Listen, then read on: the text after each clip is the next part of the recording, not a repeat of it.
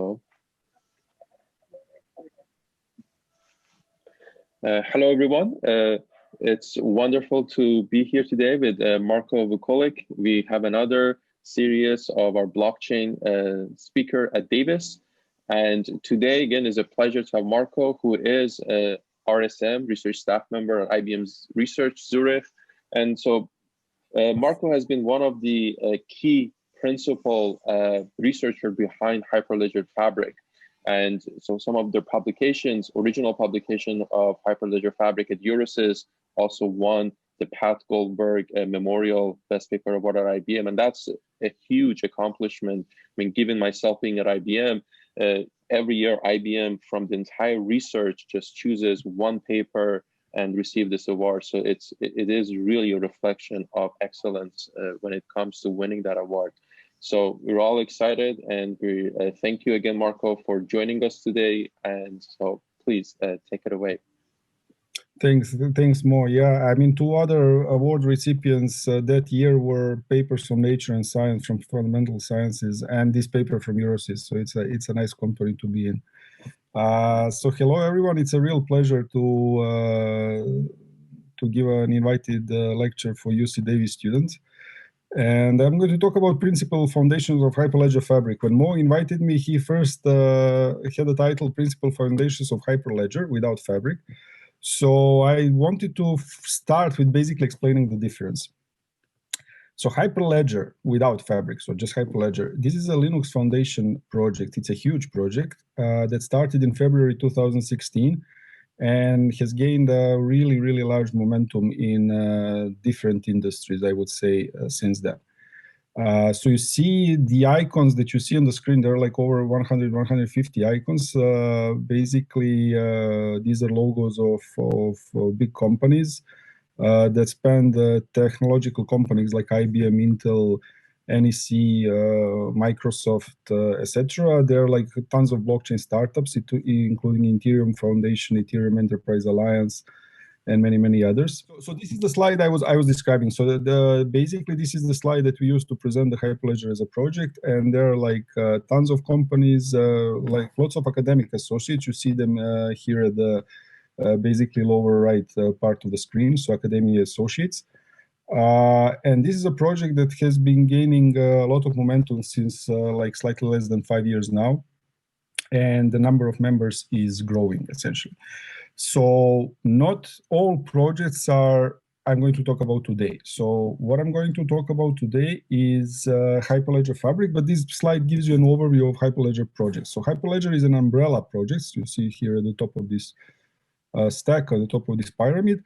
And there are like some distributed ledger projects, including Bezu. These are in alphabetical order: Bezu, Barrow, Fabric, Indy, Iroha, Sawtooth. Couple of libraries and couple of tools. So without going into presentation of all these projects, basically this talk is going to be about Hyperledger Fabric. So the goal of Hyperledger Fabric, it's actually the first project in, so all the others came afterwards.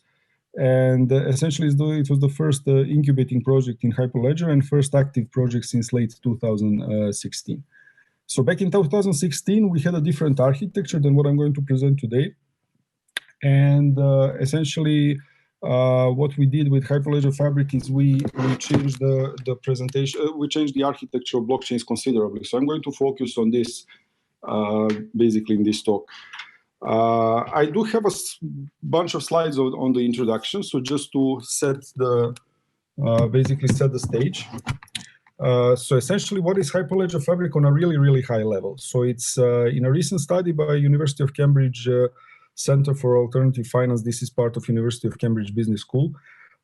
Basically, they did the market kind of evaluation, and Hyperledger Fabric as a platform covers almost half of all permission blockchain projects are there across all industries. So this is not industry specific. And then the competing projects, which are actually, so these projects, Art Recorda and Coin Sciences Multichain, are not part of Hyperledger umbrella project. So it has a fair market share. Not all of these projects are essentially IBM projects. Many of them are not, because Hyperledger Fabric, because it belongs to Linux Foundation, is committed to basically open source code. Everything that that the project is about is licensed under Apache 2 license, and I will have more about this. But basically, I'm talking about the software system that has gained a great momentum, and it's basically a go-to platform if you consider development of blockchain and distributed ledgers in a permission setting. So Hyperledger Fabric, a bit of history. So it's meant to be a general, like a framework for developing general purpose blockchain applications. So when we discuss, like, shall we call it a platform or not? So for me, a platform is something that that basically kind of tends to be a single deployment thing, and then you use this platform to deploy other applications on this platform. So we choose and then defended with the Eurosys reviewers in 2018 to call it a distributed operating system, because it's really meant for multiple deployments. So there is not a single deployment of Hyperledger Fabric, unlike Bitcoin or Ethereum or maybe other blockchains that you know. But it's basically a software that you use to run permissioned blockchains. And then there are tons of applications and deployments, and I'm going to mention some of them in the talk today. The emphasis of the architecture, and this is going to be the part of the technical talk, is on consensus modularity, on confidentiality of smart contract execution, on resiliency, scalability, and smart contract programmability. You will see in more details what this means. So as I said, Hyperledger Fabric was part of Hyperledger project since 2016, but it followed different architecture. We are going to talk about this today as well. But since June 2017, where V1 was released, essentially we have this new architecture that's fairly different from what other blockchains do. And this is going to be essentially the key point of the technical part of my talk. And then the later releases that you see highlighted basically on this slide, there are less fundamental changes to the architecture than what V1 is, but there are some changes that I'm going to cover here and there.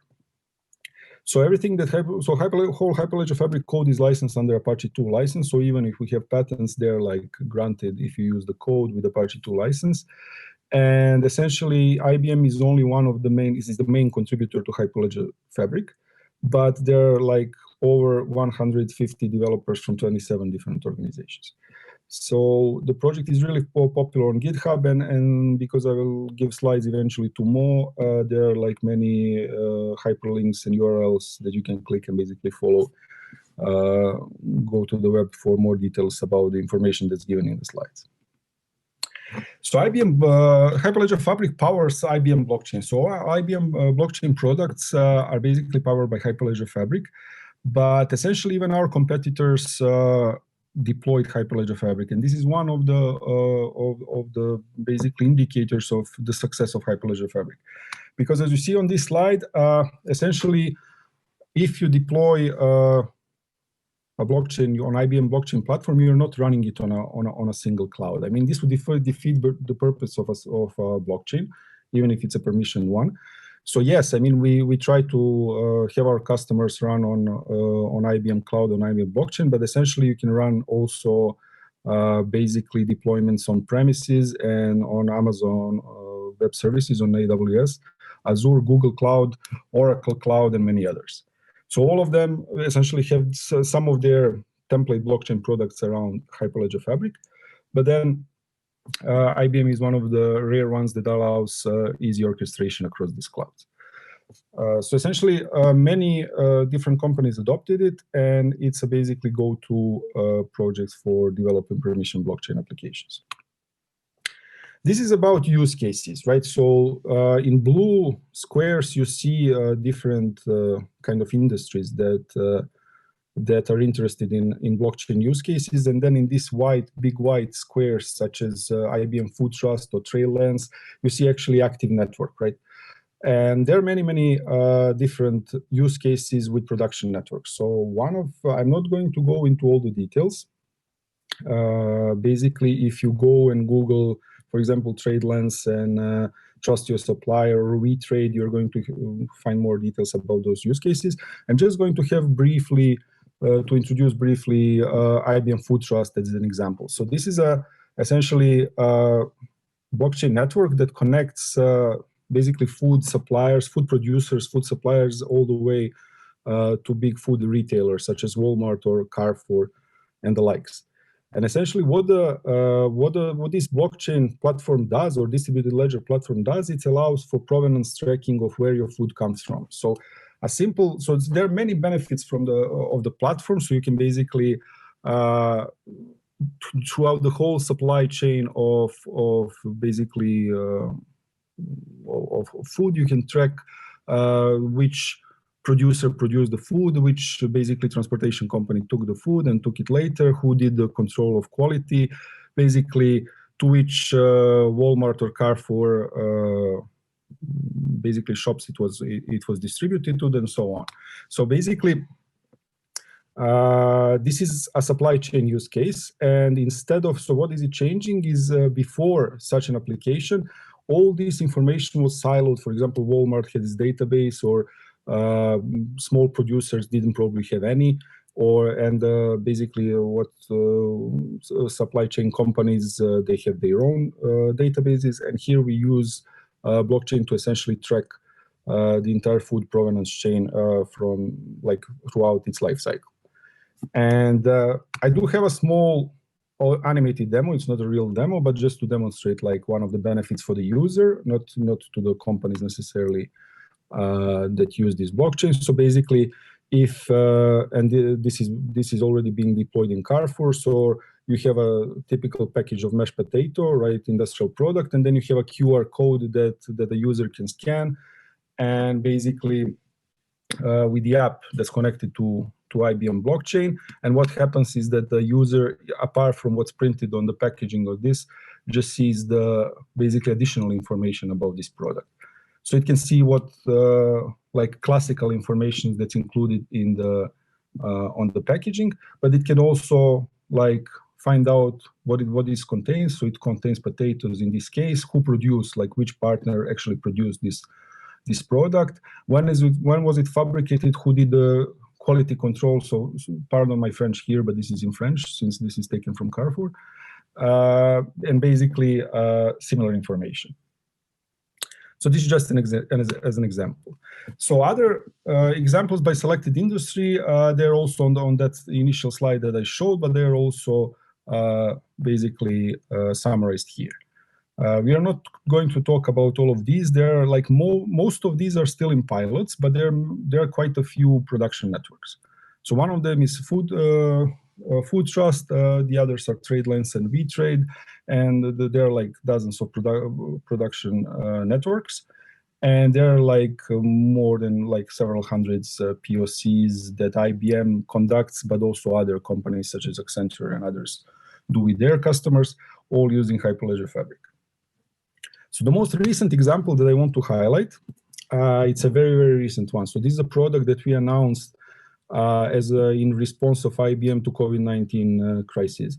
It's essentially using IBM as a Hyperledger Fabric instance to deploy a system to essentially to give the ability to users to present their health status while combining it with strong privacy.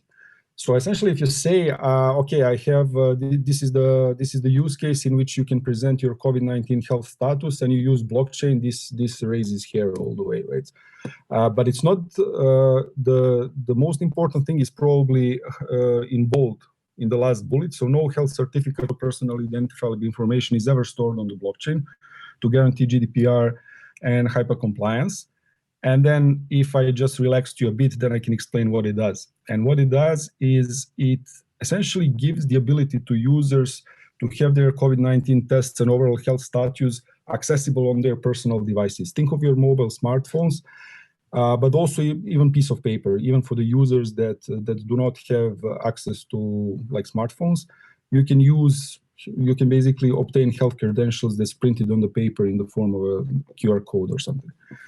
And these devices, or just simple papers, these hold health passport and these health credentials that basically say I did a COVID-19 test just a few days ago and it's fresh. So depending on some policies that like travel policies or restaurant access policies or I don't know, hotel access policies, I might be able to gain something from actually showing this health credential to some verifier.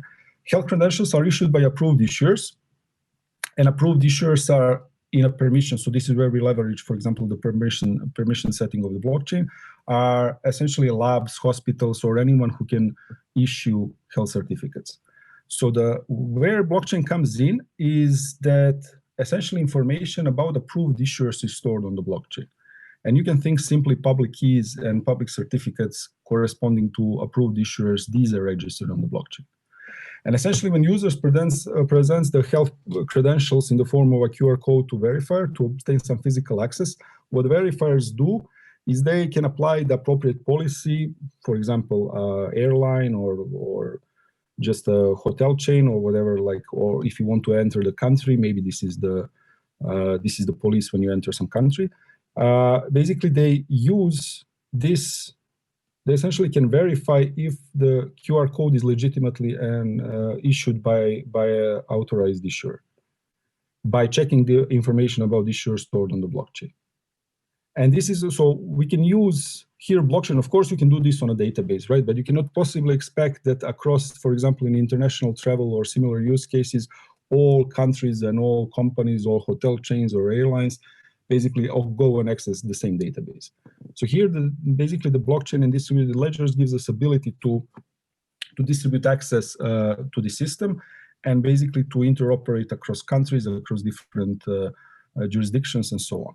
So this is an interesting use. So normally I don't work on use cases, but I was actually personally involved in this one.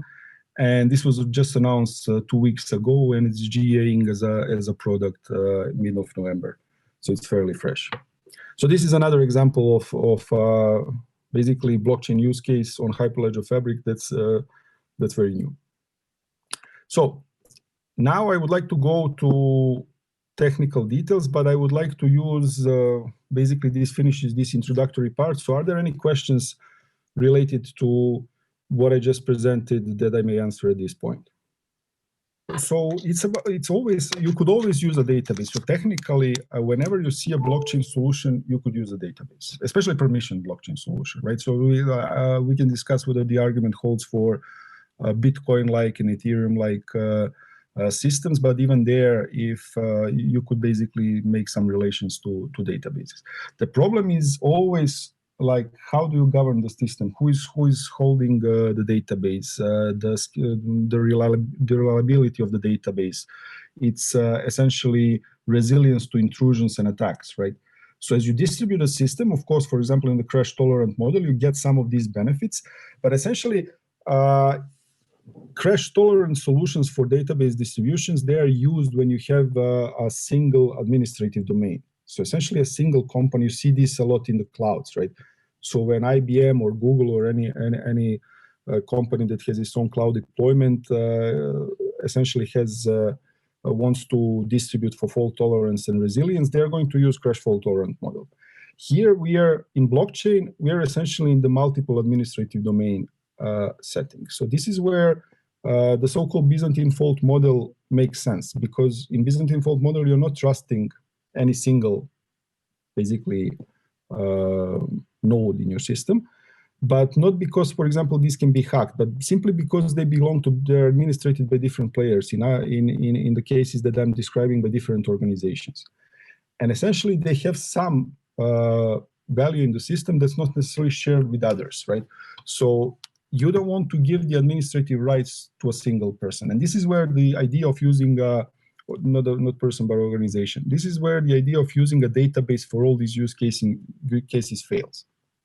And essentially, you can think about blockchain as a distributed database, in a sense, that gives you the ability to deploy application across multiple administrative domains, not trusting any single administrator, maybe not even a bunch of administrators. There are certain assumptions, but essentially, for example, a majority or two-thirds majority of nodes needs to follow the protocol, and you can tolerate the adversary that basically makes some administrators, some organizations collude, etc.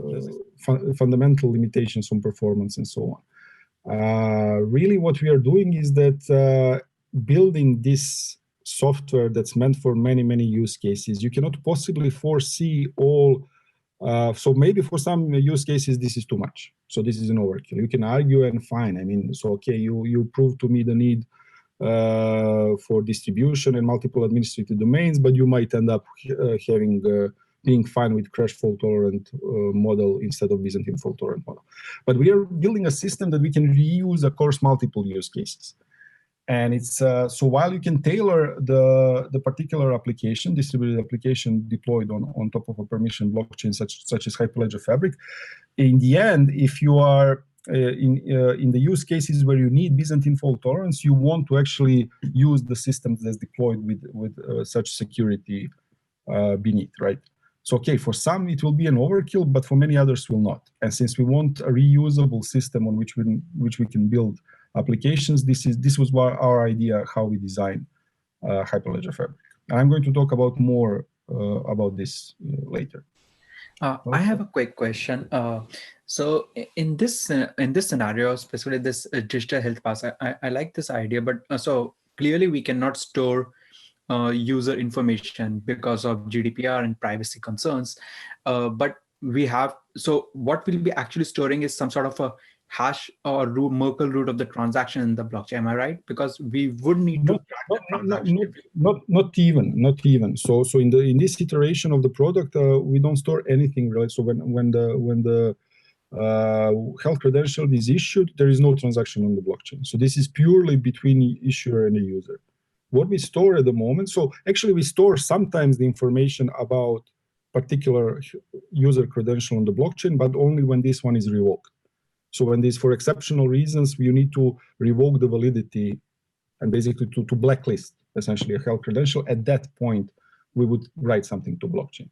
In a normal use. But if we do not store the transactions, then what are we storing? Because blockchain is supposed to be sort of an immutable data structure, right? Which basically ensures that nothing revokes. If we are not storing the transactions, transaction could be as simple as user asking access for medicine or asking a check result or something. We don't store the transaction, but we store some sort of a hash. If we don't even store a hash of the transaction, then what is blockchain providing as a chain? What is that chain providing us? So it's providing essentially distributed public key infrastructure, a trusted one. So essentially blockchain contains public certificates of approved issuers. This is its main purpose. It contains some other information, but its main usage is to be a trusted repository for storing, so basically public keys of issuers. And then when verifier verifies the health credential, it would go and fetch the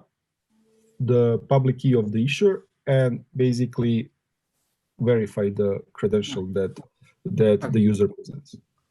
So it's kind of it's very simple. So the idea is simple, but it's powerful, and it's we really expect that. So of course you can if you want to play with this, you can probably implement this today as a POC in a centralized manner, right?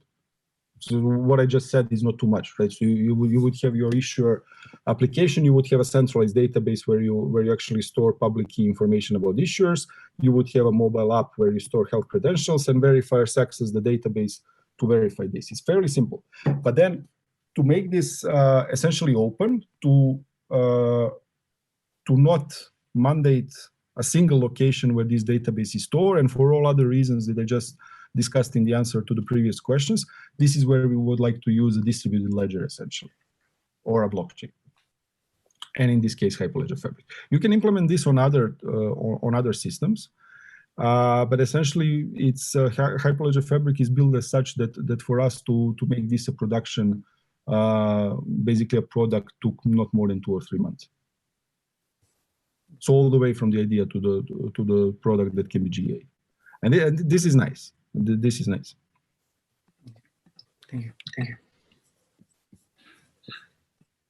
Okay, very good. So let me start, since we're already half an hour into the slot. Let me start with the technical part. So now we dive into as the title of the talk says, into the principles of Hyperledger Fabric. So in one slide, what I'm going to talk about is, if you want to read the details, go to the Eurosys paper. So this is the 2018 Eurosys paper that presented the architecture that I'm going to talk about. It's open access, even if, of course, in UC Davis you have access to ACM Digital Library, but even if you're at home, just click on this, it's open access, and you can access the paper. So there is another parameter that shows basically the traction that the project generated. This is like over 1,300 citations since April 2018, so in 2.5 years. There are many university courses that teach the principles of Hyperledger Fabric, including Purdue and Technion and many others. And essentially what is enabling, what's new in one slide in Fabric V1 for the first time. So this is a blockchain system that allows blockchain applications or smart contract to be written in general purpose programming languages. So for those of you who know Ethereum, in Ethereum you code in Solidity, right? So Solidity is a domain-specific language for coding smart contracts. And many of basically blockchains that follow Ethereum, they followed this idea that you need to have a domain-specific language to code smart contracts. And we decided, so one of the basically requirements when we designed Hyperledger Fabric was, allow smart contracts to be programmed in general purpose programming language, such as Go or Java.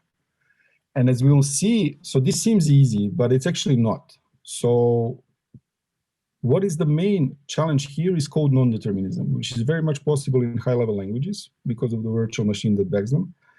And basically, if you don't want to change the language or the virtual machine, like Java virtual machine or something that runs this code in the end, you need to change the architecture of the blockchain. And I will explain why. So this was the first challenge, the first requirement, and the first challenge. Then for many use cases, we want to have tokens and currencies, but for many we don't. So actually, Food Trust that I described is deployed without any native cryptocurrency. For the moment, basically IBM Health Pass is deployed without cryptocurrencies or without tokens. So essentially, how do you eliminate tokens and cryptocurrencies from blockchains and still have a meaningful system?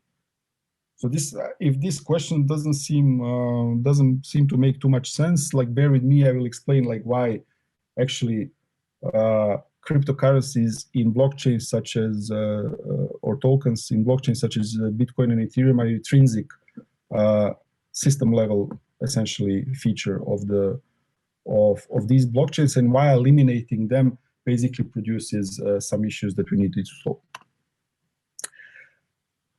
We didn't want to hard code the distributed consensus. At the time we started, the distributed consensus protocols were very inefficient.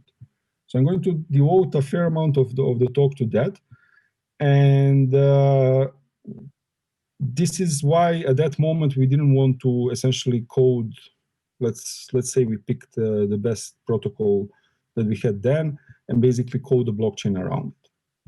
This is similar, so if you think about proof of work that's used in Bitcoin and later in Ethereum, it's very much part of the system. It's very difficult to change, right? So for those of you who follow Ethereum community, Ethereum is moving from proof of work to proof of stake since 2016.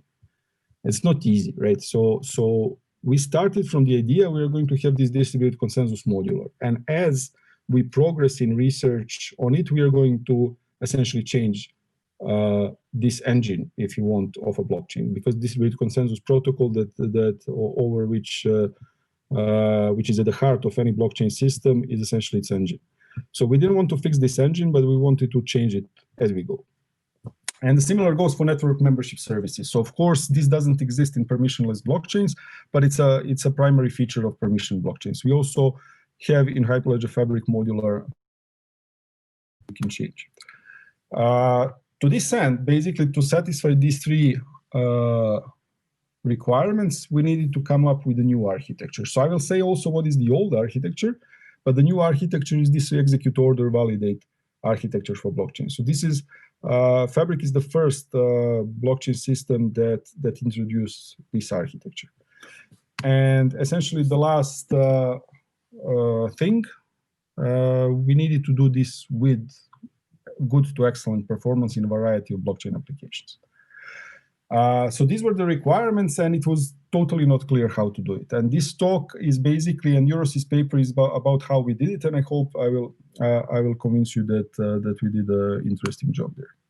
So I will start from a bit of history, right? So I will define a blockchain for the purpose of this talk, and it's going to be, in the first place, a data structure.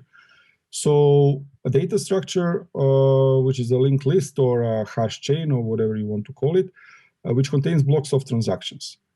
So each block contains a list of transactions, and then you have a total order of blocks, which altogether essentially establishes the total order of transactions.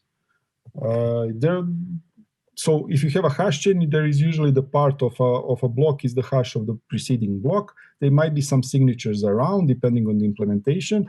In Bitcoin and others, as I will explain in details, that are based on proof of work, there are certain conditions on what the hash of the block needs to be, but we're going to talk about it.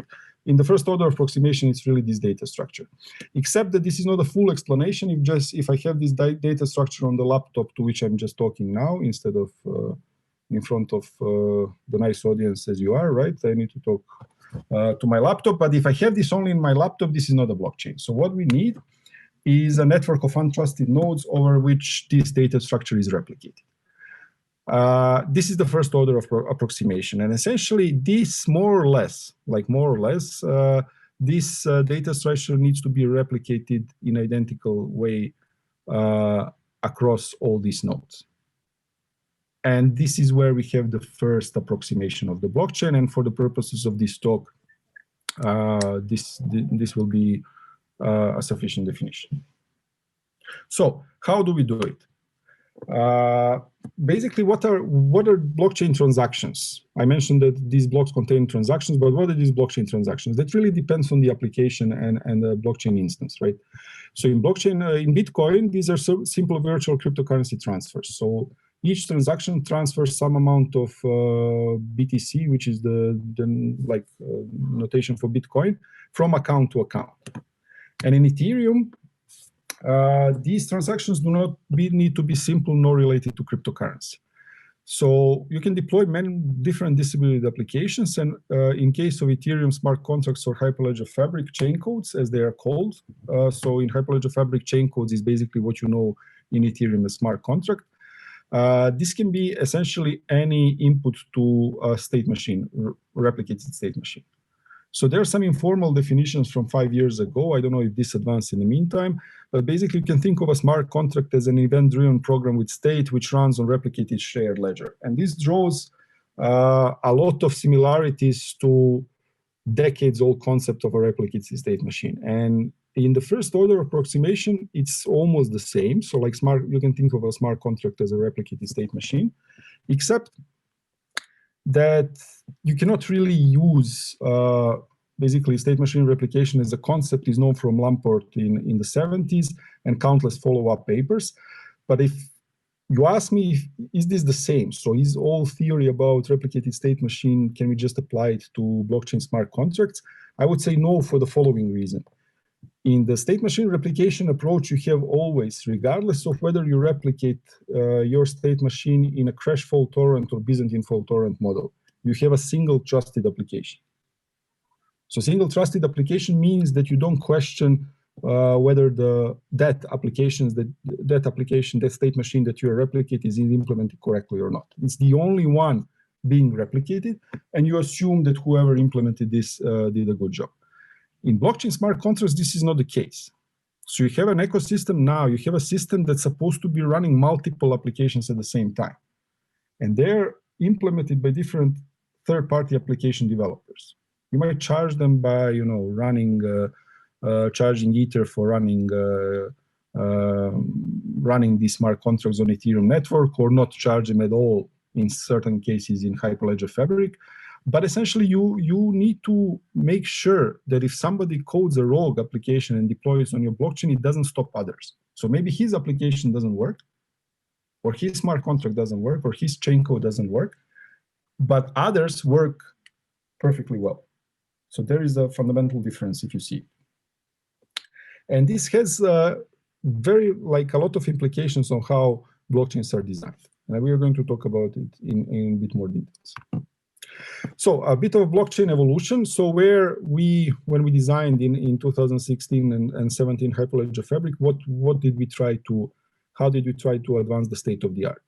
So if you think about Bitcoin as a hard-coded cryptocurrency applications with really limited scripting language to essentially deploy different applications than this cryptocurrency application. Basically, Bitcoin was based on resource-intensive proof-of-work consensus, and it's a permissionless blockchain system. So then as you go down, what's in bold is retained, what's in bold is new, and what's not in bold is basically retained from historically from preceding systems. So Ethereum, what it brought, what was new with respect to Bitcoin was it was a general purpose blockchain. So it allowed deploying different applications, different from just cryptocurrency application, and basically introduced the concept of distributed applications or smart contracts. It came with a domain-specific language. We already talked about its solidity, but it retained a native cryptocurrency, just called differently Ether, and it retained the proof of work, in the resource-intensive proof of work consensus. And I'm waiting for the day to change this slide, but this day never comes, right? Because it's the way basically. So it's kind of not easy to replace proof of work in a way that you would retain all of its good features.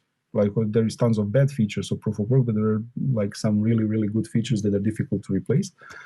And essentially what we wanted to do, and this is in bold, like next to Hyperledger Fabric, we wanted, like Ethereum, to have a general purpose blockchain, but we wanted to call distributed applications in general purpose languages and not in domain specific languages. And examples are Go or Java, right?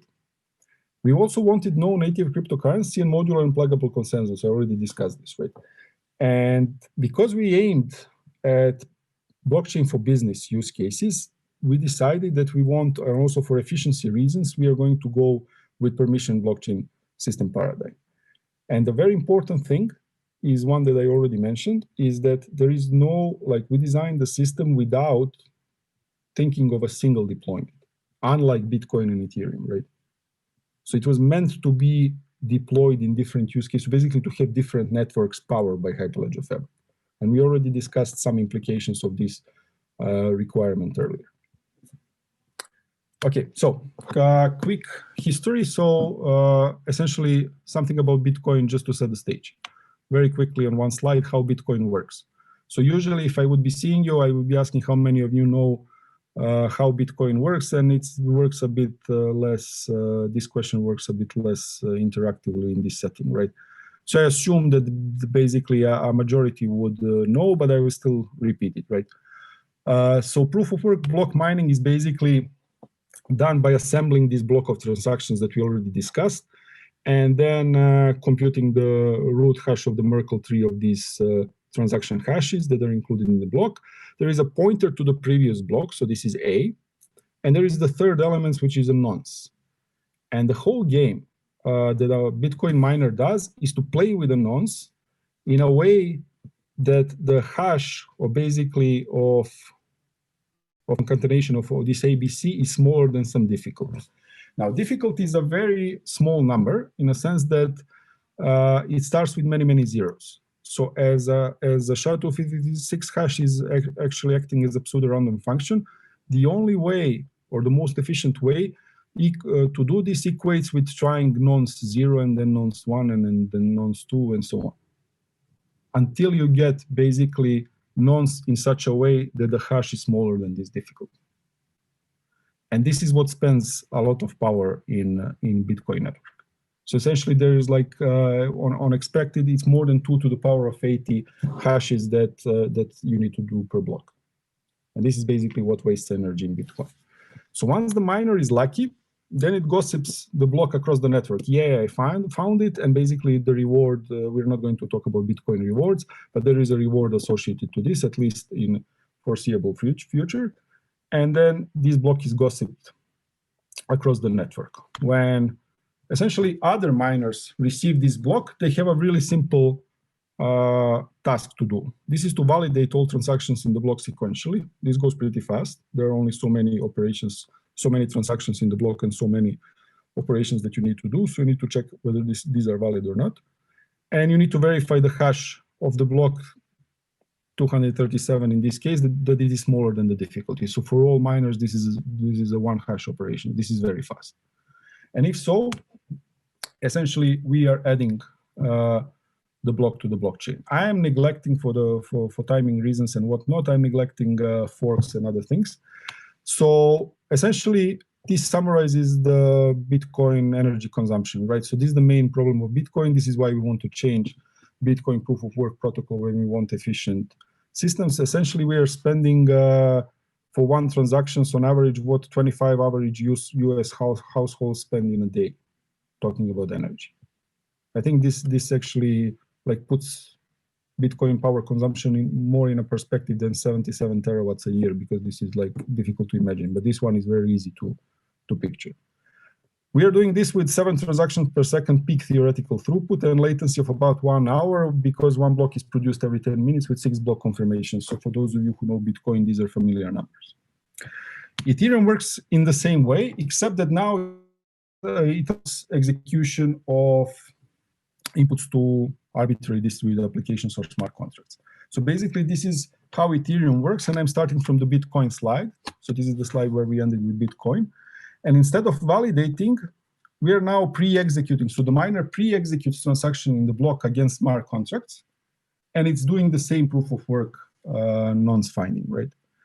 And essentially, when the block is gossiped across the network, what other miners need to do is now to execute sequentially one transaction transaction by transaction, all these transactions against their respective smart contracts.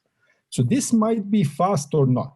It really depends because the execution is sequential and it's not simple cryptocurrency transfer. It really depends what the transaction is. So you can imagine like this can be any arbitrary application, and you need to execute transactions sequentially. You cannot parallelize easily the execution. And it really depends. So as you know here, the throughput will depend on the latency essentially of the execution of the slowest, if you want, transaction, or basically on the total time that the miner needs to execute all these transactions. So it's really important that they're not expensive transactions, that they're not transactions that run for seconds or minutes or something, because this is going to hurt a lot the throughput of the system. So this type of, in the context of blockchains that execute arbitrary smart contracts, arbitrary applications, this architecture is called order execute. Because like neglecting the pre-execution in step 1, what we are doing is we are agreeing on the order of transactions to be included in the blockchain, and then we are executing them one by one sequentially. So this is the state of the art of blockchain, smart contract blockchain design in 2014, introduced by Ethereum. So this is order execute architecture. Ethereum energy consumption is 1/7 roughly of Bitcoin I checked today on this nice link that I have here. So there is a slightly better throughput. Latency is kind of better, but not by orders of magnitude, only so much. So we are essentially in the same, so we are stuck with the same drawbacks as Bitcoin, but now we can execute arbitrary smart contracts. And this is what is nice about Ethereum. Okay, so what about permissions blockchains before Fabric v1? And this is also like when we started implementing Fabric, we also followed this, like we didn't immediately come up with a new architecture, but we use this order execute architecture. This is based on classical consensus protocol for permission model, and one of the most classical, like seminal ones, is PBFT by Miguel Castro and Barbara Liskov. One of the reasons Barbara got her Turing Award was actually this protocol published in Talks in 2002, like considerably before Bitcoin even. But like all these BFT consensus protocols that find their real use once the whole blockchain industry started. Right? Up to that point, they were pretty exotic things, I would say. So how does it work? So there is in a network, you would elect a leader temporarily. The leader would assemble the block of transactions, and without any additional computation, it would disseminate it to the rest of the network. So here I have 4 nodes. And essentially, leader would just say, okay, I'm saying that this is the block that we should add.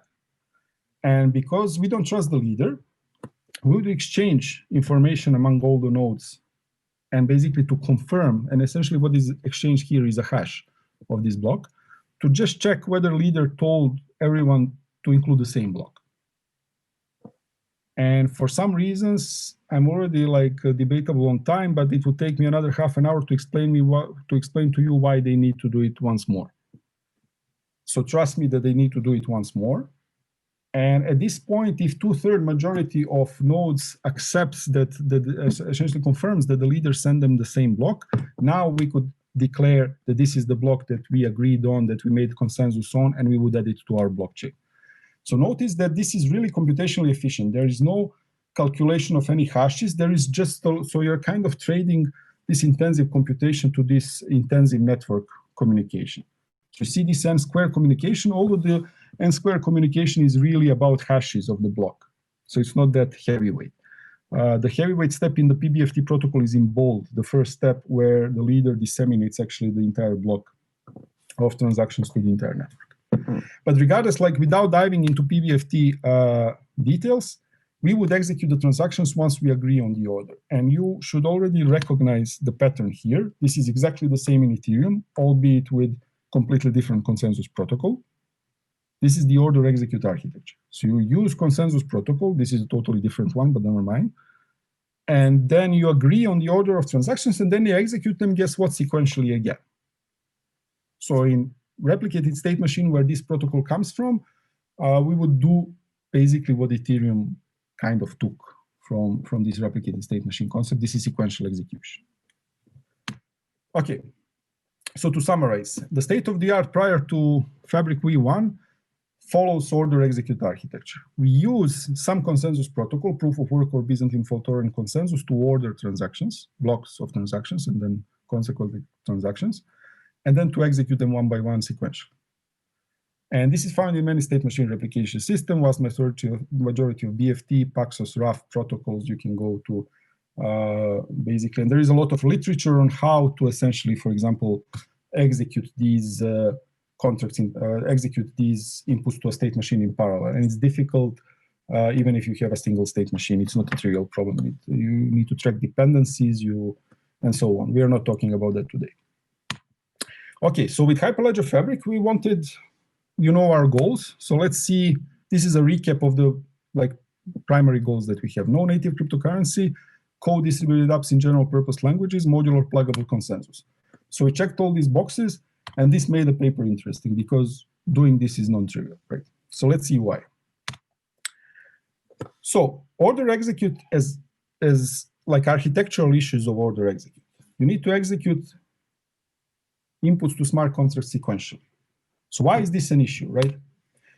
Because long execution, and we already discussed this, long execution latency blocks other smart contracts. There is not a single one, right? So this is this difference with respect to state machine replication. If you hit a single application and it takes long to execute, well, it's your fault, right? So this is like, it's a problem of a developer.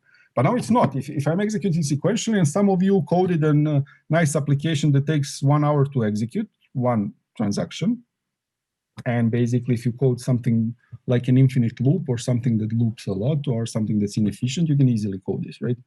And this could be a denial of service attack actually on the network because your application blocks others. And for denial of service smart contracts, if your smart contract language allows for infinite loops, and in Go and Java, they of course allow infinite loops, this is trivial, you have a problem. You have a real problem, right? And it's not clear how to go out of this problem. So what does Ethereum do, right? So this is the moment where I would ask the audience, but again, we are skipping this part. You're supposed to pay for the computation. Like doing long computation is not for free, right? So in Ethereum, there is a concept called gas, in which you pay for storage, you pay for computation, but let's stick with computation. You pay for every step of computation. So essentially, there is a certain budget, and if you want, and there is actually a limited budget, so you cannot run, even if you want to pay for infinite loop, you cannot do it. There is a limited budget of computation that you can do in a single instruction, and Ethereum limits and makes you pay for it. And now we have an interesting link to basically preventing denial of service smart contracts, which is linked to gas and linked to cryptocurrency on the Ethereum platform. So our idea to remove cryptocurrency is like not going to fly just like that, because it's tied to a cryptocurrency. And we cannot easily do it because we want to get rid of a cryptocurrency, right? So we cannot really charge for execution in Hyperledger Fabric. Non-determinism. Smart contracts must be deterministic. Otherwise, if we agree on the order of transaction and the transaction says roll a dice, and we all roll a dice locally because we just agree that on the order of transaction, one transaction says roll a dice, and then do something, right? Take a random number generator. If it's smaller than one, like half, 0.5, do something. If it's bigger, do something else. And your state forks, of course, because some of us will roll, basically execute transaction in one way and some will execute in another way. So this is called non-determinism of smart contract execution. What is Ethereum doing with it? It's enforcing determinism. So this is where domain-specific languages and a specific virtual machine called EVM, Ethereum Virtual Machine, comes into the play and forbids non-deterministic execution. And if you think of high-level programming languages and how they are executed on traditional machines, they're all like, it's very, very easy to call non-deterministic code. So you can, of course, invoke a random number generator, but you can go to system time and look at the current system time to see if some certificate is valid or not. And of course, like, you don't have sync locks across all instances that you deployed, and tons of other things. In Go, you can actually iterate a map. And if you iterate a map, it's actually implemented on purpose in Go that you get a non-deterministic result. And we are supposed to code our smart contracts in Go. So that's not going to fly, at least not with order execute.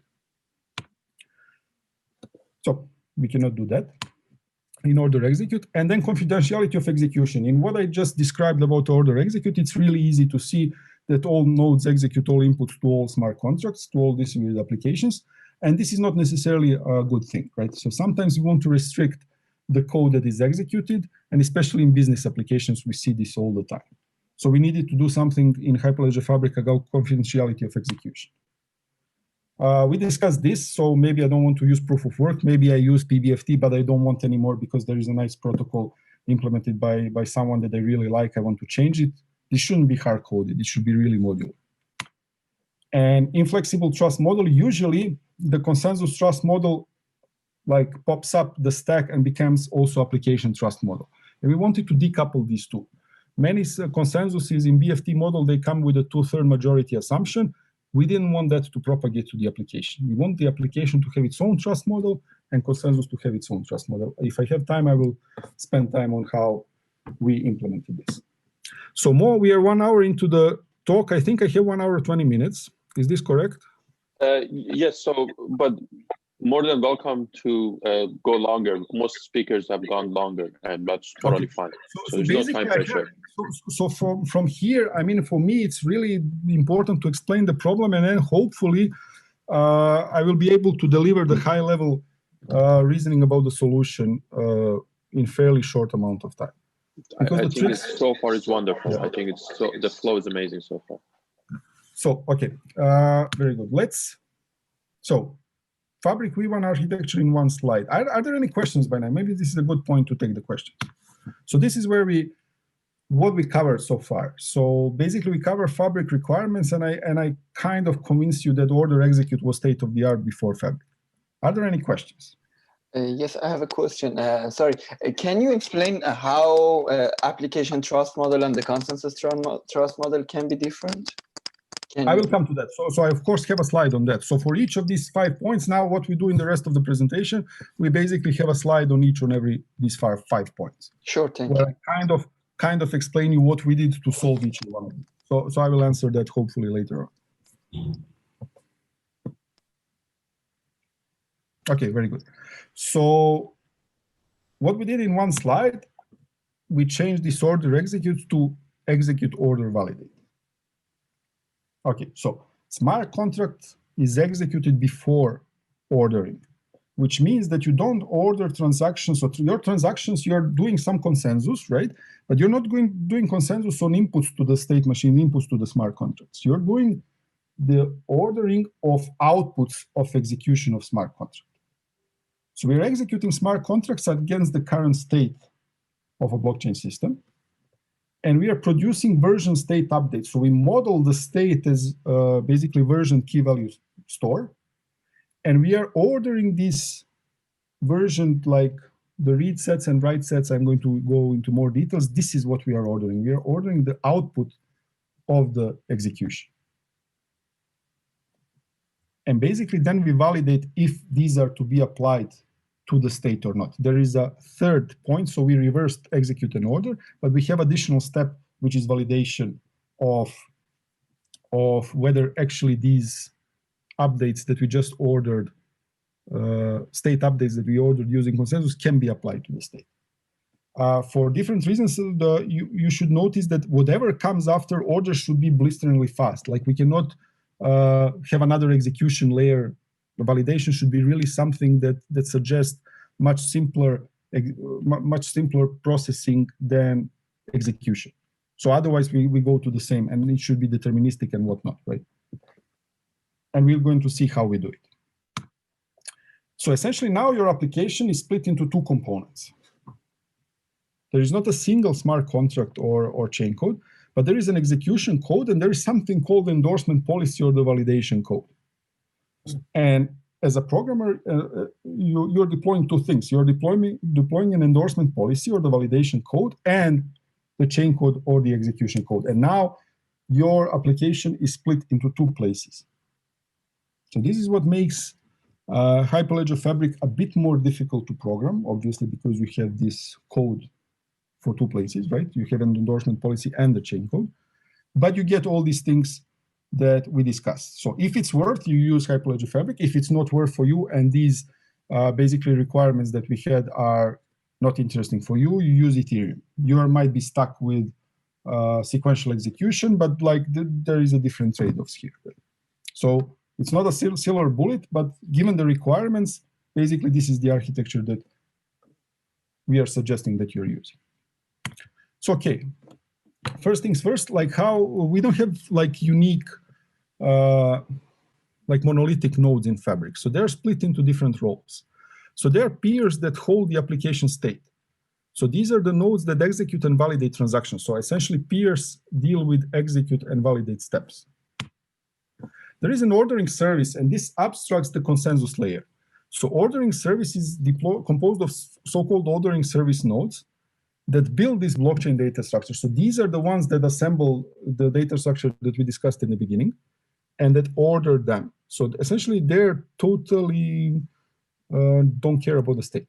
So essentially they just take the transactions in, they compose the blocks, they output the data structure, the total order data structure.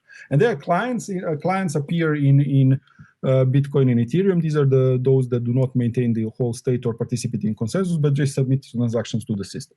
So it's like Bitcoin or Ethereum miner is split in two. So there is an ordering service and peers, and of course we can deploy them on the same VM as different processes, fine. But the distinction is to make the consensus modular in the. Okay. So I'm going to explain how this execute order validate architecture through how the typical Fabric V1 transaction flows.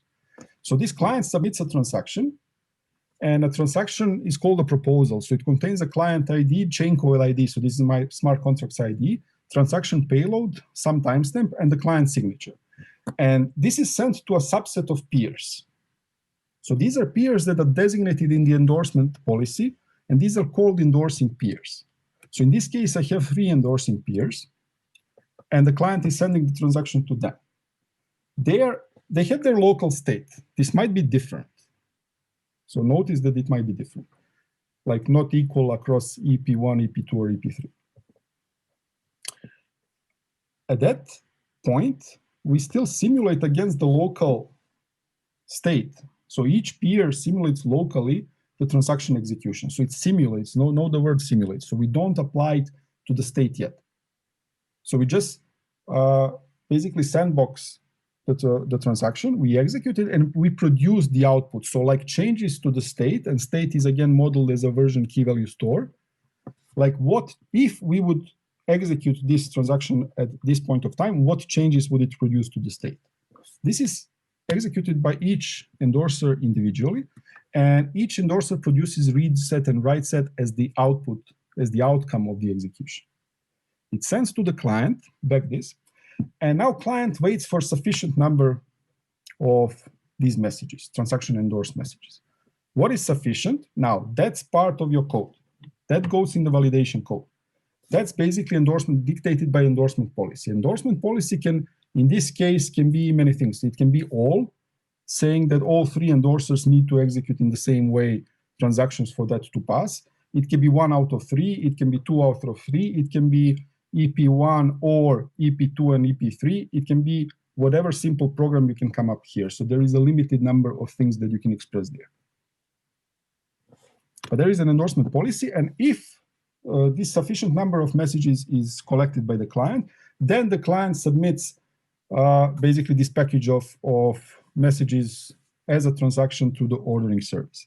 Ordering service doesn't care what's inside. Its job is to basically collect this, pack into blocks, and ship to, you know, it's like a, it's basically a machine that, it's a total order machine. So it does this, it does total ordering, it outputs the results, the total order, back to endorsing peers. It has this classical broadcast deliver API, total order broadcast API. And there is another set of peers, right? So this is important because not all peers execute transactions that pertain to a single chain code. So there are other peers that are, in this case, for this particular chain code, called committing peers. So CP4 and CP5, they might be endorsing peers for some other chain code, but they are not endorsers for this chain code that we are seeing on this picture. But they will also get the total order from the ordering service. And basically, this is the validation step. Essentially, I'm replacing this sufficient number of transaction endorsed messages, like sufficient enough to satisfy endorsement policy. And then all nodes, committing peers and endorsing peers alike, they validate the endorsement against the endorsement policy. So what's endorsement there? Looking at the endorsement policy and seeing if the client collected sufficient number of signatures from endorsers that satisfy the endorsement policy. This is the endorsement policy validation check. This is the first thing. The second thing is validating the read set versions. Read set versions must not have changed with respect to the time where, essentially the time when these were executed by endorsers. So those of you who are proficient in distributed computing and concurrency should spot some issues here that we might discuss, but we'll discuss them later. And then we commit the transaction. And this is basically your execute order validate, right? So execution is restricted to a subset of nodes called endorsing peers. They're restricted, that they're defined with respect to a certain chain code, with respect to a certain smart contract. It's a subset of all set of peers. Ordering is isolated in a completely different box. It's implemented, it's here where you see hopefully threads called orders. So this is not centralized, but it's actually this, again, distributed consensus implemented over ordering service nodes. And validation is done by all peers. So there is a distinction of channels in Hyperledger Fabric, which I'm not going to talk about, which basically has another dimension to this. So with channels, you essentially have like all this, what I just described, but basically several instances of it. So it's like you wouldn't have all committing peers execute all transactions, but you would like shard them somehow across channels. But we're not discussing this because it's not fundamental and it distracts from the main design goals. Sharding is not new as a concept, right? Any questions? Yes, I do have a question. Sorry. Thank you for nice flow of Hyperledger. I have a question about the client. In your trust model, are you assuming that the clients are good and they cannot be malicious or faulty or making system performing poor? I mean, for example, clients can send a transaction to the endorsers and keep sending transaction to the endorser and not sending them to the ordering service and making them to be validated. Can they interrupt the whole system by just sending the transaction to the endorsers and not sending them to the ordering services? That's a very good question. So actually, if they just keep doing that for neglecting like a denial of service aspect to like huge load to endorsers. Let's take that apart in the second part of the answer. But if they just keep doing that, they're not really blocking others, right? Because the simulation, so let me remove these boxes. The simulation of the read-write set means that this state is not applied. So basically, in your attack, we just have the execute box, and the client goes to execute box again and execute box again. This doesn't advance the state of the ledger. So essentially, if somebody else comes and submits, basically for the same chain code, submits a transaction, gets execution, results, and basically submits to the ordering service, it is going to commit its transaction first, because the read set is going to be equal for that good client, and the client that you just described is going to execute many transactions with the same read set, with essentially the same read set, essentially creating many concurrency conflicts with itself. Mm-hmm. So it's hurting itself. So now for okay, what about the part when there is just denial of service on endorsers? Well, endorsers can unilaterally decide to blacklist without talking to anyone, to blacklist certain clients. And this is a nice feature of the network. So you don't need consensus for that. It's another instantiation of non-determinism. For example, you decide you're endorser for this chain code, and I run an endorser for this chain code. You decide to run basically to simulate the transactions of a certain client, I decide not to. So this is just another case of non-determinism. It's just like our code said, if this client and if this client ID is that and my client ID is that, then execute or not, right? So we can still almost like we execute the same chain code, but it's not uniform across all nodes. And this is tolerated by the network. It depends on the endorsement policy whether the client, like what does it say? If the client needs to collect all the signatures to do something, then he's in trouble because he won't. Mm-hmm. But it might be just enough that the client collects like one endorsement, and that's sufficient for getting through the network, right? This is sufficient for validation. So you are saying there would be a mechanism in the endorsers that they can block or not choose the transactions of the client to endorse. This is up to the endorsers. Like in the code, we have a limited number of these things, right? So there is some rate limiting to clients, but you could mount, for example, a distributed denial of service. Distributed, like usually the protection against distributed denial of service are almost orthogonal to systems, right? They can like DDoS attacks. They apply to almost any distributed system that you can imagine. So this should be taken aside. But there is no intrinsic problem with the attack that you described when applied to Hyperledger Fabric. Yes. And I have another question. Sorry, what's the intuition behind the custom endorsers? Why not all the endorsers endorse the transaction? Why should I need some endorsers to not endorsing the transaction? You clearly could. Like nothing prevents you from saying endorsement policy is this set of peers on this channel. And well, for availability, I wouldn't make up endorsement policy all peers on the channel, and you need all signatures from all peers, because if one just fails, you're kind of stuck. You could say majority if you want some fault tolerance, but nothing prevents you from doing that. So you can basically have a policy that mandates that every smart contract which is deployed on your network has a majority out of all endorsement policy, no problem. Mm-hmm. It's just that for some use cases, we don't want that. For example, we want to restrict, there is this requirement that sometimes we want to restrict the execution of a smart contract to a certain subset of nodes. Mm-hmm. And one last question, sorry, I'm asking too much question. My last question is when you are saying that the endorsers are endorsing the transaction, they do all the endorsement on the snapshot of the database. Am I right? If I recall from the paper local snapshot of the database, it's not yes. Applied to the state. Yes, local snapshot of database. And the actual validation should happen exactly to if the data has not changed changed from the endorsement part, then the transactions would validate and assumed as finished. But if the ordering parts or the time to, for example, clients for some reason wait so much for getting the endorsing, some other transactions happened and validate and change the state of database, all the transactions that touch the same things would get invalidated. Yes, so that's a great question. I hinted at the question during presentation, but that's a great question. That's possible. So basically, the transactions that come out of ordering service may contain valid and invalid transactions. For example, what you described is a concurrency issue. If we have the transaction that touches the same read set and basically changes the same state, and then read set validation is not going to pass for both transactions that are concurrent. That's right. So so this is one of the things that you need to be aware. So when you deploy applications, most of the time, especially if you adopt, because the data models that you can adopt, they can be like UTXO. So now I'm assuming that I didn't talk about this, right? But if you think about UTXO data model, this is not going to happen because you have a span once semantics, right?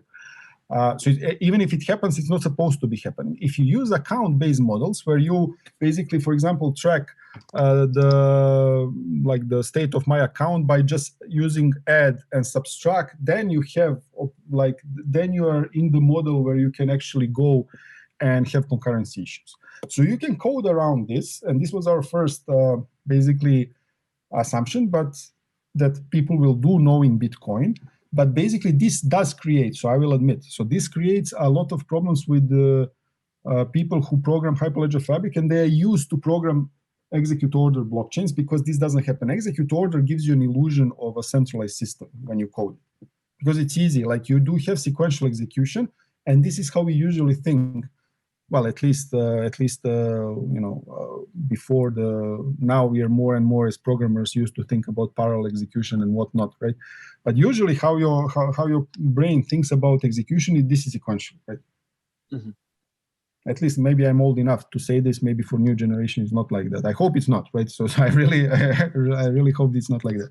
But essentially, this is the thing. If you're used to sequential programming, then it might be difficult to wrap your brain around this kind of programming, right?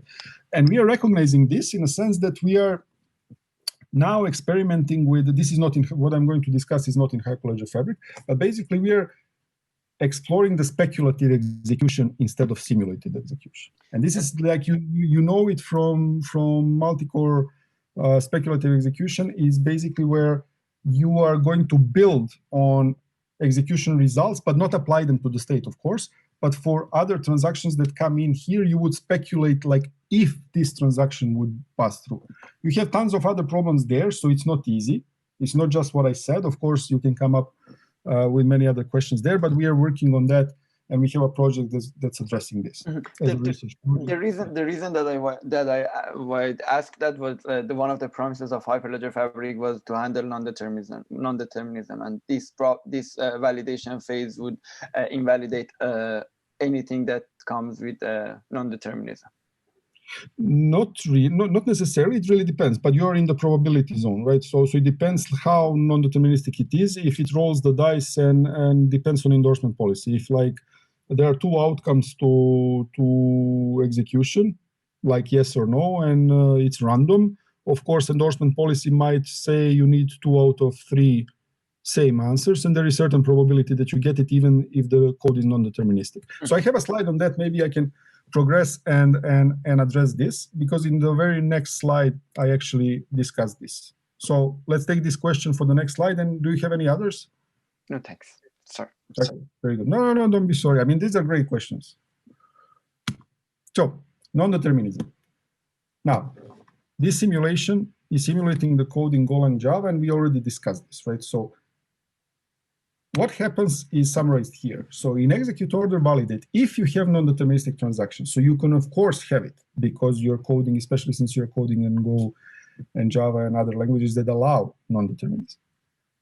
What can happen is that you might not be able as a client to satisfy the endorsement policy, which means that it transfers, like if you have a non-deterministic transactions, you're still not supposed to code it.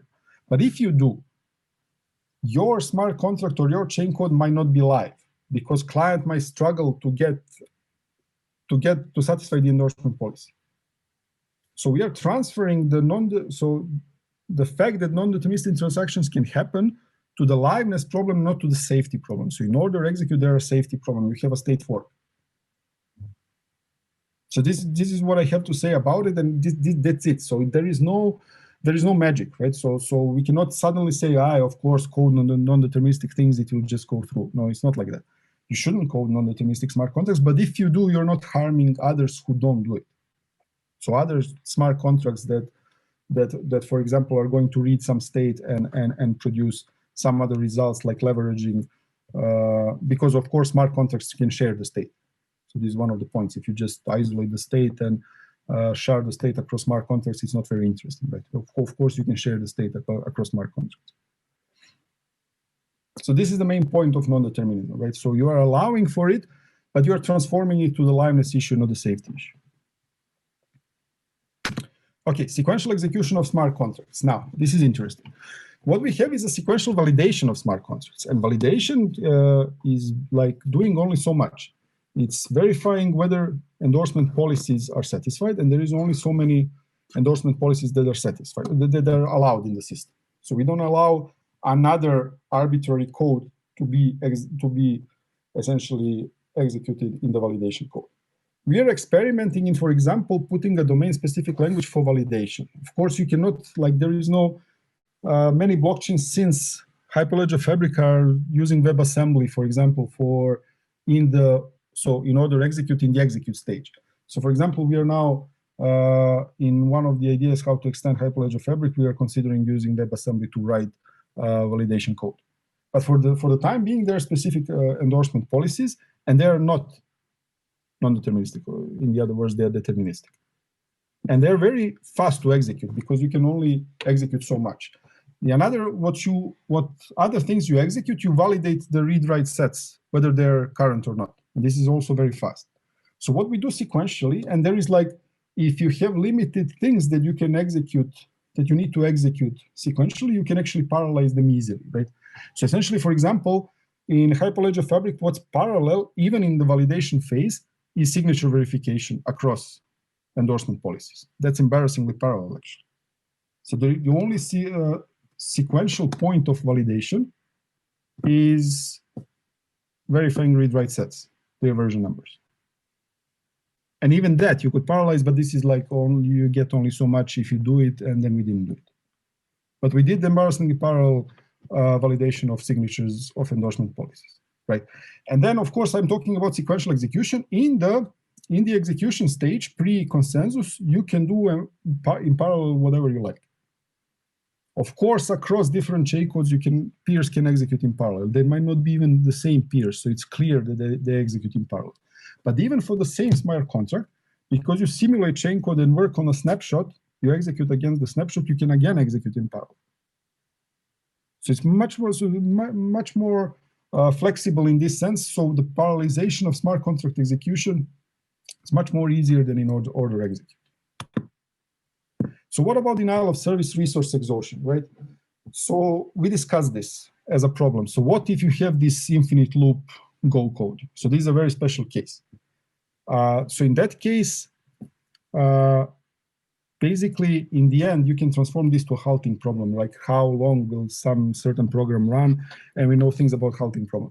But essentially, you can again rely on a local policy on an endorser when to abandon the execution. So if this looks like too much, because we don't have a native cryptocurrency to charge for the execution, then we need to protect somehow against this denial of service. And conceptually, because the execution handles non-determinism, you can have a local policy which decides what shall you execute as an endorser. We discussed this for the denial of service attacks, too many transactions from the same client is the same concept here. So you can locally decide, and what it translates to is another aspect of non-determinism, and we just discussed that we tolerate. So this is the approach, right? So again, if you expected something more, there is not much more, but this is what we can do without native cryptocurrency, without charging people for charging clients for the execution of smart contracts. We can do this, and it's safe because the concept, like the architecture, tolerates non-determinism. The third bullet was confidentiality of execution, and we discussed this a bit, and we provide in the architecture that I described so far, we provide very basic confidentiality. It's not full confidentiality of execution, of course. It's just some certain sharding of execution, because endorsing peers can be declared as a subset of the entire peer set, unlike in Ethereum, where all peers essentially execute all smart contracts. Since then, since what is described in Eurosys paper, we extended this concept in two ways. So we experimented with using Intel SGX to basically sandbox the execution. This is called Fabric Private Chain Code project, which is described in an SRDS paper done by colleagues from IBM Research. I'm not part of that paper, but I like the paper. And in collaboration with Intel. And this is available as a Hyperledger Labs project. We had this pyramid and in one of the preview releases in 1.4. And there is basically work for specific application. Now, this is not for general purpose application, but for specific applications, notably token applications, we have also in Fabric V2 Alpha support for zero knowledge asset transfer. So for this specific class of applications. So confidentiality of execution is an important and complex problem. So in the architecture that I described, we provide a subset based on sharding execution to certain nodes. These are called endorsing peers. And then we did these two things. And it's an ongoing research and ongoing contributions to Fabric code base with respect to this. Consensus modularity. Now, this is one of the things that I don't like still about Fabric because it doesn't have the full BFT ordering service. All the other part of Fabrics are BFT, and essentially in production, Fabric doesn't have a BFT ordering service. It was meant to have, and even for V0.5, we had a BFT ordering service based on PBFT.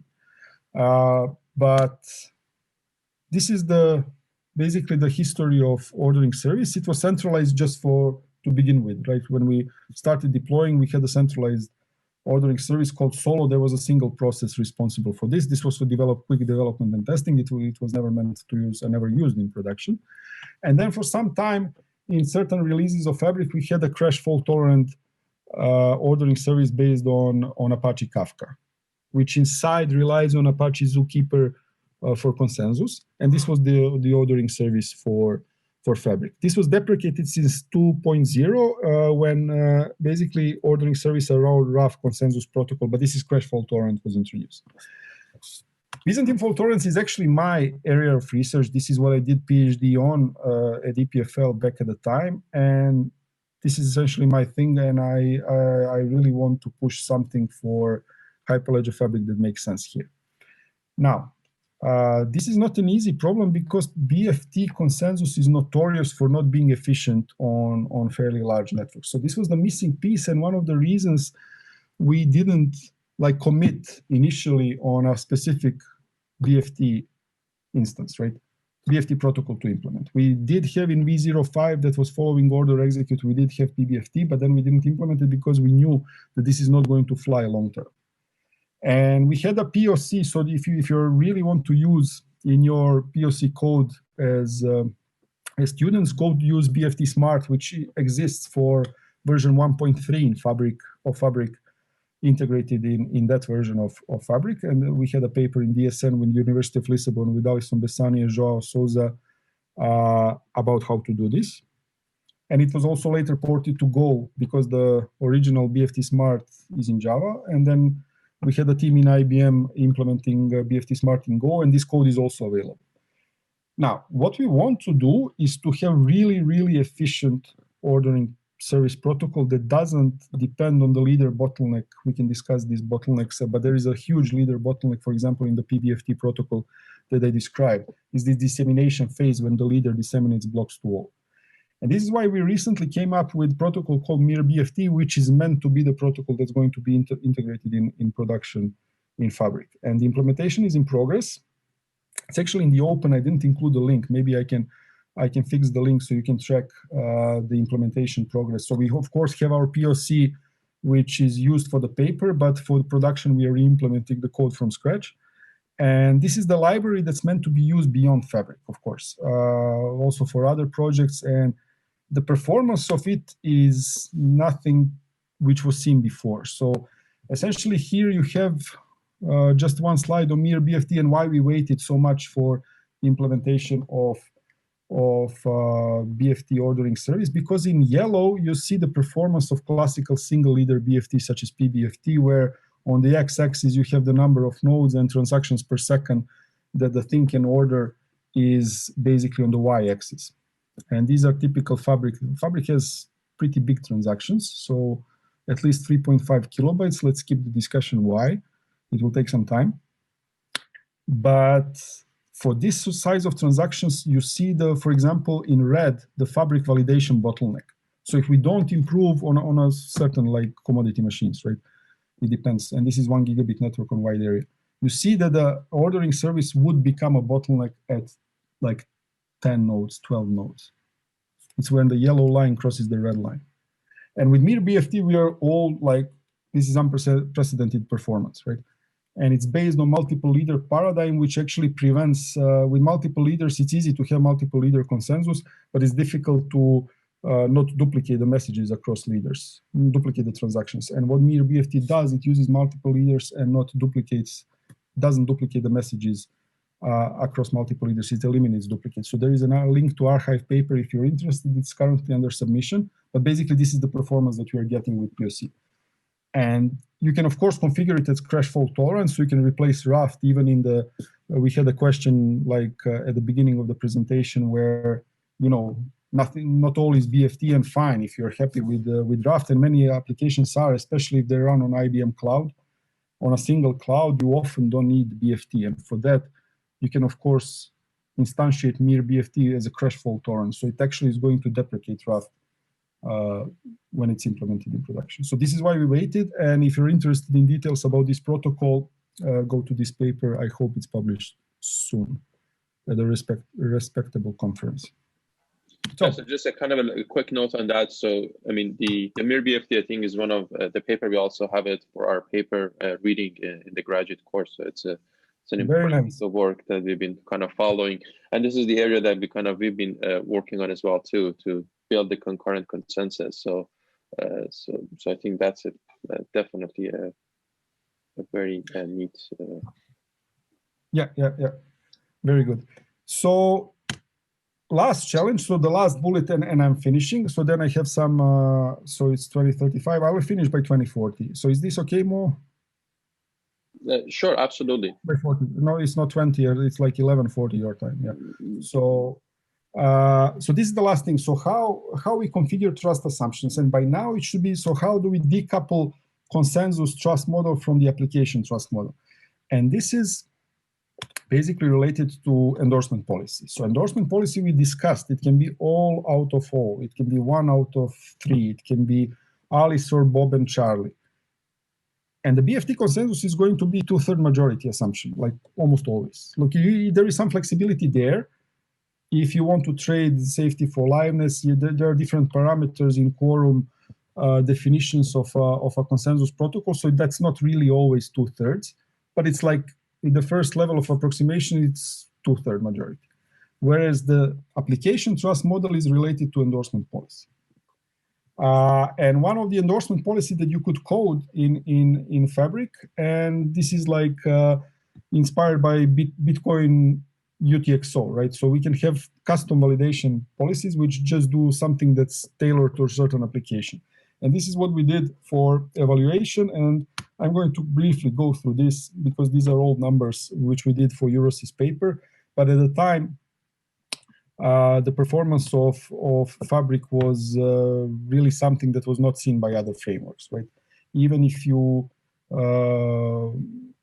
it's not optimized for performance, right? So it was meant to be production code from the beginning on a fairly new architecture. So it was not performance first, right? It was not optimized for performance. So let me go with so these are typical latencies, and latencies are like this is for the entire flow of Fabcoin. This is executed on a local area network. So there you see that like 400 milliseconds on local area network is not optimized all the way. But even if you deploy this on wide area, you would add only so much. So we are always talking about seconds latency and not much more even on a large scale wide area distributions. The throughput is essentially shown here. So actually this also shows throughput. On the left-hand side, we have throughput, and then the number of virtual CPUs we played on like what are the characteristics of a VM that we are running on. And on the right-hand side, there is latency. So latency is dashed lines are latency, and the full lines are throughput lines. And then we did basically, so you should read the full lines against the left y-axis, and then you get 32 vCPUs back at the time. These are the virtual machines that we used 3 years ago. You will get throughput of 3,500 transactions per second. Again, these are really big transactions, right? These are Fabric-sized transactions of 3.5 kilobytes. And essentially, you see where so for latency, for example, this line that goes marked with squares, that reduces with the number of vCPUs. This is the effect of parallel validation of signatures that I described. Like, so this is this VSEC check. Sorry, so the read-write, yeah. How many nodes are you testing in this? I think this is the 16-node setup, and then for scalability, there is this node this slide where we essentially measure throughput, and the number of peers is here. So for a single data center, it's fairly flat. For the 2 data center, we had some drop in the, basically we used 2 data centers and 90 peers, for example here, which means like 45 peers per data center. And then the ordering service struggles with disseminating the blocks to all nodes if they directly connect to the ordering service. So we have something called peer gossip, where not all nodes connect to the ordering service, which lifts the throughput up.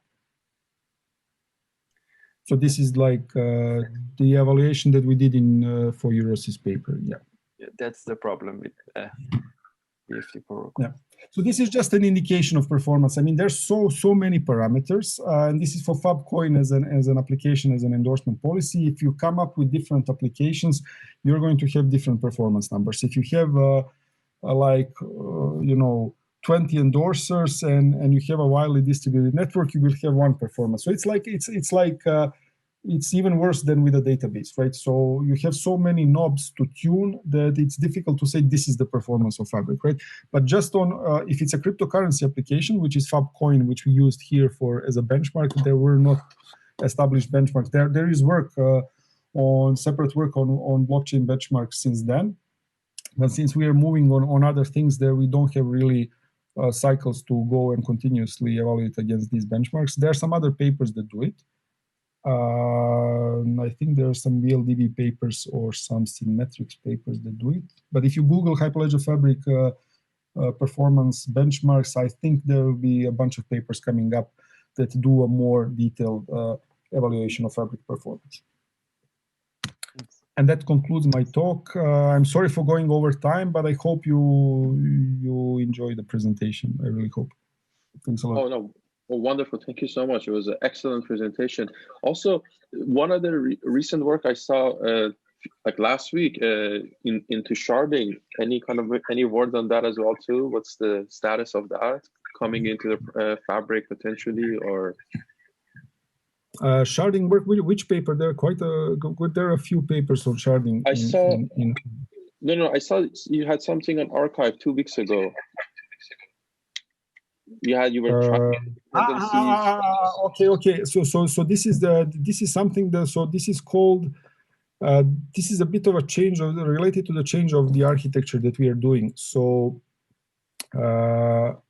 we are changing this. So this model of where clients send to endorsers and endorsers back to clients, it's a bit rigid. So some people don't like it, and they want more flexibility in how so we can call this transaction preparation, right?